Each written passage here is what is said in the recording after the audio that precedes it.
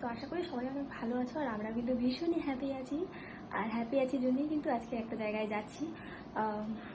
এত সুন্দর করে সেজেছি, দেখতে পাচ্ছ। আজকে হচ্ছে মাসের শেষ সোমবার, আর আজকে কিন্তু যাচ্ছি মহাদেবের মাথায় জল ঢালতে। আমি যাচ্ছি আর বর যাচ্ছে, তো দুজনেই যাচ্ছি। এতদিন যেতে পারিনি, কারণ প্রথম তো অনেক ভিড় ছিল। দ্বিতীয় কথা, দ্বিতীয় সোমবার রবিবার গিয়েছিল আমার বর, দাদা আর ভাই। আর তৃতীয় সোমবার রবিবার তো দেখতেই পেলে ট্যুরে গিয়েছিলাম। সে কারণে আজকেই কিন্তু হাতে বাঁচলো শেষ সোমবার। তো আজকে যাচ্ছি আমরা মহাদেবের মাথায় জল ঢালতে। আর ভিডিওটা দেখতে থাকো, আর অবশ্যই জানাবে আমাকে কেমন লাগছে।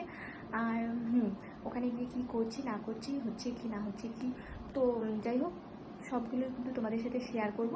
আর দেখতে থাকো ভিডিওটা। তোমরা তো ভিডিওতে দেখতেই পাবে, তো অবশ্যই আমাকে জানাবে কেমন লাগছে আমার চুলগুলো। আর এরপর সেজেগুজে একটু নাটক না করলে হয় আয়নার সামনে। তো আয়নার সামনে একটু নাটক করে নিলাম। এরপর জামা কাপড়গুলো ভালো করে রেখে দিচ্ছিলাম, কারণ এগুলো আর গোছানোর আমার সময় নেই। আর আমার বরমশাই এখান থেকে বেছে বেছে কোন একটা ড্রেস পরলো, আমি এখনও পর্যন্ত দেখিনি, তবে দেখবো বাইরে গেলে। ও আমার জন্য বাইরে গিয়ে ওয়েট করে আছে, আর আমি এখন বের হব। আর আমার কিন্তু এমনিতেই সাজতে যা দেরি হয়, আমাদের কথা ছিল 11টা-12টার দিকে যাওয়ার, কিন্তু আমরা বের হলাম 2টোর দিকে। এখন ভাবো কত দেরি হয়েছে আমার। তার মধ্যে আবার আংটি খুঁজে পাচ্ছিলাম না, নুপুর খুঁজে পাচ্ছিলাম না, মানে মাথা গরম হয়ে গিয়েছিলো। 1-1.5 ঘন্টা তো সেটাই চললো। আর যে ব্যাগটা দেখতে পাচ্ছ, ওই ব্যাগটাই কিন্তু আমি তোমাদেরকে দেখাচ্ছি। এই ব্যাগটা কিন্তু আমি কামাখ্যা থেকে নিয়েছিলাম। তো ভাবলাম আজকে যখন মহাদেবের মাথায় জল ঢালতে যাচ্ছি, তো এখানেই উদ্বোধন করে নিই। ওরে বাবা, বাইরে দেখো এত রোদ, আমি তো রোদ দেখে অবাক হয়ে গিয়েছি। তারপর কিন্তু আমরা এখানে পৌঁছে গেলাম। এখানে পৌঁছে কিন্তু বাইক স্ট্যান্ডের ওখানে রেখে দিচ্ছিলো, কারণ রাস্তায় এর থেকে ভিতরে আর বাইক নিয়ে যেতে দেবে না বা গাড়ি নিয়ে যেতে দেবে না। তারপর কিন্তু আমাদেরকে হেঁটেই যেতে হবে। বাড়িতে তো ভুলে আসলাম যে প্রচণ্ড রোদ করছে, দেখো একবার তোমরা নিজেই। আর এই রোদের মধ্যে কিন্তু আমাদেরকে এখন 1 কিলোমিটার হেঁটে যেতে হবে গাইস, বিশ্বাস করো। আর অলরেডি আমরা 500 মিটার চলে এলাম। আর টিকিট কাউন্টার কিন্তু এখান থেকে টিকিট কাটার পর তারপরে ওদিকে যেতে হয়, কারণ ভেতরে আর কোনো টিকিট কাউন্টার নেই টিকিট কাটার মতো। দেখো এখানে কত ভিড়, আরও তো মন্দিরে অনেকটা ভিড়, দেখলে তোমরা বলবে। আর তারপর এখানে আমরা চলে এলাম ঘট নিতে। আর এই ঘটগুলোতে আমরা জল, তারপরে বেলপাতা যেগুলো দিতে লাগে সেগুলো দিচ্ছে। আর ঘটের ঢাকনা কিন্তু লাগছে না। অবশেষে একটা ঘটে ঢাকনা লাগিয়ে দ্বিতীয় ঘরটায় কোনো ঢাকনা ছাড়াই নিয়ে গেলাম। আর এটা কিন্তু আমার বরের ঢাকনা ছাড়াটা, আর ঢাকনাওয়ালাটা আমাকে দিয়েছিল। আর ওই ভেবেই জলটা ঢেলেছিলাম, কিন্তু আমার বর কিন্তু জল ঢালেনি, কারণ দেখলো যখন ছেলেদের লাইন অনেক বিশাল, তখন কিন্তু ও আর লাইনে যায়নি। তো ও বলছে যে ঘরটা ও আবার রিটার্ন করে দিবে, কিন্তু আমি বললাম না থাক, যখন এসে গেছি নিয়ে নিয়েছি, তখন ঘরটা আমাকে দাও। আমি কিন্তু 2টো ঘটি নিয়ে বাবার মাথায় জল ঢেলেছিলাম। আর এরপর কিন্তু আমরা বেরিয়ে এলাম ওখান থেকে। ওখানে যা ভিড় কি বলবো, আমি তো মোবাইলে বের করতে পারিনি। তারপর এখানে আসলাম, এখানে এসে এই যে গাছটা দেখতে পাচ্ছ, এখানে কিন্তু সবাই সুতো বাঁধছে।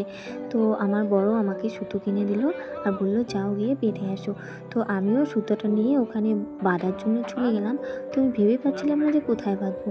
তারপরেই তো এগিয়ে যাচ্ছি, দেখো এখনই আমাকে বর বলবে যে তোমার মাথার উপরেরটাতেই বেঁধে দাও।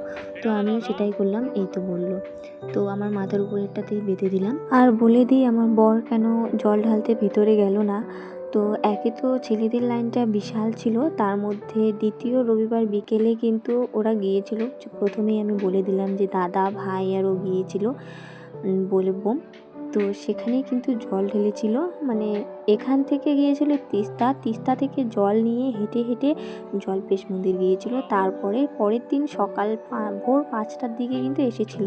তারপরে কিন্তু এসে খুবই পা ব্যথা, আর ওই সময় আমিও বাড়িতে নেই, আমি গিয়েছিলাম মায়ের বাড়ি। আর এমনিতেও ওর পাটা ব্যথা করলে আমি টিপে শিপে দিই একটু, তাই জন্য ও আর বেশি জোর করেনি সেখানে জল ঢালার। তো এরপর কিন্তু আমরা চলে এলাম মেলার ভিতরে। আর এই জিনিসগুলো দেখতে পাচ্ছ, এগুলো কিন্তু নিয়ে নিলাম, কিছু সুতো, তারপরে আমার জন্য একটা ক্লিপ, আর বোনটার জন্য 2টো খেলনার জিনিস। খেলনা কি, একটা কলম নিলাম, মিররের একটা কলম, আর একটা হচ্ছে রাবারের কৌটো, গিটারের মধ্যে রাবার ঢোকানো, এরকম কিছু একটা। তারপরে এই যে দেখতে পাচ্ছ এই যে দোকানগুলো, এখানে দেখতে পাচ্ছ সবাই কিন্তু অরেঞ্জ হয়ে গিয়েছে, আর আমি শুধু একমাত্র হোয়াইট অ্যান্ড রেড। আর এই যে তোমরা দোকানটা দেখতে পাচ্ছ, এই দোকানে কিন্তু এই মূর্তিটা গণেশের, এটা কিন্তু আমার খুবই পছন্দ হয়েছে, কিন্তু দামটা যা বললো না, দেখে তো আমি একেবারে অবাক।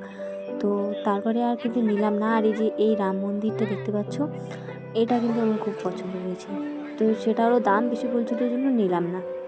আর এরপর কিন্তু মেলার ভিতরে ঘুগনির দোকানটা, তো এখান থেকে ঘুগনি নিয়ে নিলাম, কারণ ঘুগনি আমার ভীষণই ভালো লাগে খেতে।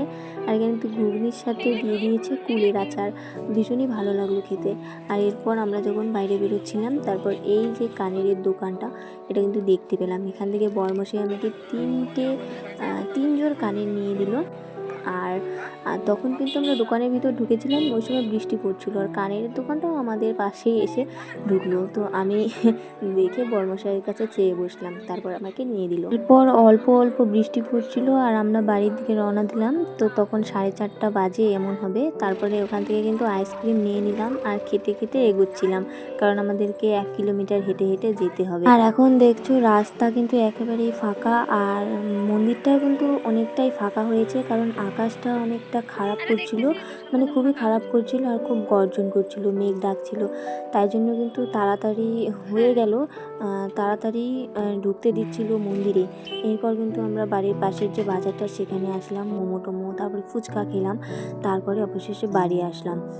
বাড়ি এসে এই যে দেখতে পাচ্ছ আমার কপালের যে টিপের ফোঁটাটা, ওটা কিন্তু ঘেমে একেবারে নিচে ঝরে পড়ে যাচ্ছে। আর এই যে দেখতে পাচ্ছ ময়ূরের পালকের পাখাটা, এটা কিন্তু ঠাকুমা আনতে বলেছিল। তো আজকে আমাদের বাবার মাথায় জল ঢালা কমপ্লিট। দেখা হচ্ছে নেক্সট ব্লগে। টাটা।